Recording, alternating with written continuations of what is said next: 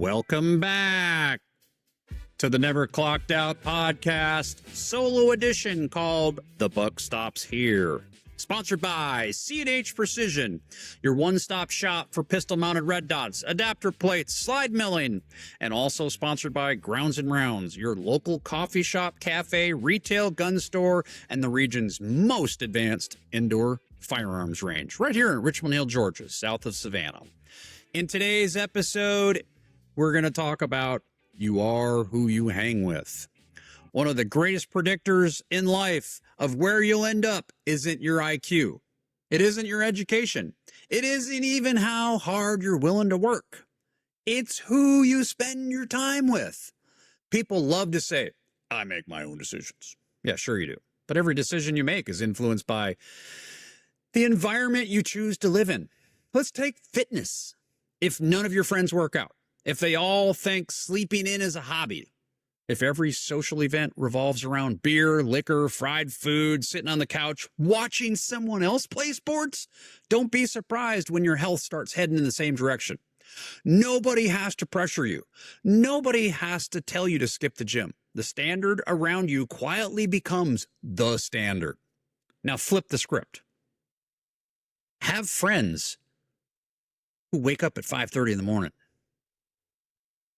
Have friends who text each other after a workout instead of after last call at the bar. Friends who compare ruck times and bench press instead of bar taps. Pretty soon, eating better, moving more, and taking care of yourself doesn't feel like work. It feels normal. The same thing happens with money. If your circle is full of people financing every toy they own, leasing cars they can't afford, buying designer clothes on credit, and taking vacations they still haven't paid off 6 months later, guess what you'll probably do? The same. You'll convince yourself it's normal. You'll spend money you don't have trying to impress people who probably aren't even impressed. You'll chase appearances instead of assets. Now imagine a different circle of friends. Friends who invest before they spend, who own businesses, who talk about cash flow instead of monthly payments or lease payments. Friends who get excited about buying equipment that makes money instead of another depreciating toy. You stop asking, can I afford the payment? You start asking, what's the return on my investment? That's a completely different way to live. And then there's something we don't talk about enough. Service. Community. Purpose. If none of your friends volunteer, if none of them coach youth sports, if none of them mentor young people, if none of them serve at church in some type of a group or a committee, if none of them give back, then chances are you won't either. Not because you're a bad person, because service isn't part of the culture you're living in. But surround yourself with people who are constantly asking, how can I help? People who mentor young entrepreneurs, people who serve on nonprofit boards, people who organize fundraisers, people who show up after hurricanes, floods, tornadoes, house fires, people who quietly write checks without the need to put their name on the side of a building. Suddenly, you realize success isn't measured only by what you accumulate.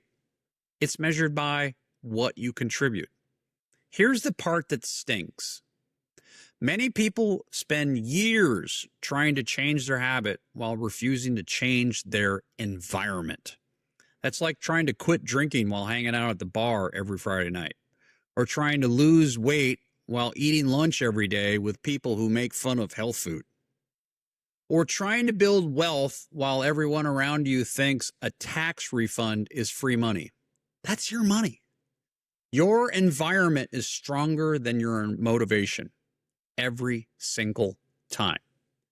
Jim Rohn said, you're the average of the 5 people you spend the most time with. Whether that number is exactly 5 doesn't really matter. The principle is true. Stand around people who complain, and you will become a complainer. Stand around people who solve problems, and you will become a problem solver. Stand around victims, and you'll start seeing excuses and being a victim. Stand around builders, and you'll start seeing opportunities.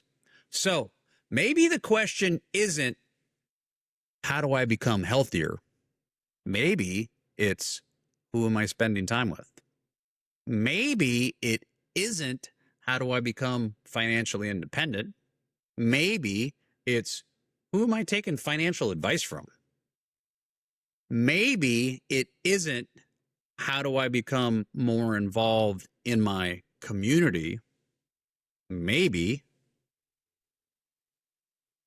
who around me is already living that life that maybe I should spend more time with. Your friends don't just influence your weekends. They influence your future. Choose people who challenge you. Choose people who expect more from you than you expect from yourself. Choose people who celebrate discipline instead of making fun of it. Choose people who build businesses, build families, build communities, and build people. Because eventually, you'll become a lot like the people you refuse to leave. So choose wisely. Here's my challenge to each of you at the end of this short. Write down the 5 people you spend the most time with and honestly evaluate whether those relationships are pulling you towards the life you want or away from it. So until next time, the buck does stop here. Boom. Black Ford parked where the blacktop ends. Cold night air and a fire with friends. Game or no game, it all works out. It's the hunt that stays, never clocked out.